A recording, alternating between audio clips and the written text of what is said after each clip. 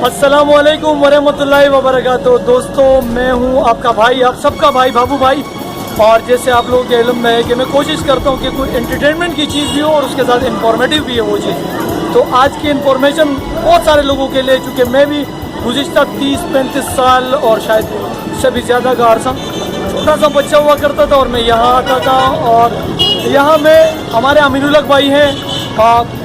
मेरे ख्याल से 99% लोग अमीनुल हक भाई के नाम से नहीं जानते हैं और पेड़ों के नाम से जानते हैं। तो आज हम वहीं पर आए जहाँ हम बच्चे होते थे 30-35 साल 40 साल पहले कबल की बात है, शायद 85-86 की बात बता रहा हूँ।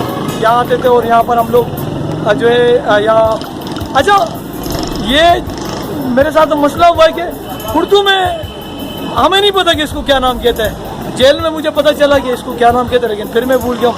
हम पठानी में, पश्तो में इसको पड़पुस कहता है। तो आपको अच्छा कोई पेपड़ा कहते हैं, कोई उजड़ी कहते हैं, कोई भट्ट कहते हैं, कोई क्या कहते हैं, लेकिन है ऐसा नहीं, नाम मैं भूल गया हमारा।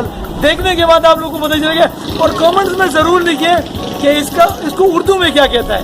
और जो इनको स्पीक है हज़ारा डिवीज़न के लोग हैं वो भी बताएं। और जो लोग देख रहे हैं बंगाली हजरात, हिंदुस्तान से हिंदी हजरात और दीगर लोग, वो भी कमेंट्स में नीचे नाम ज़रूर लिखे कि इसे क्या कहते हैं। हम बहरहाल इसे पड़पुस कहते हैं।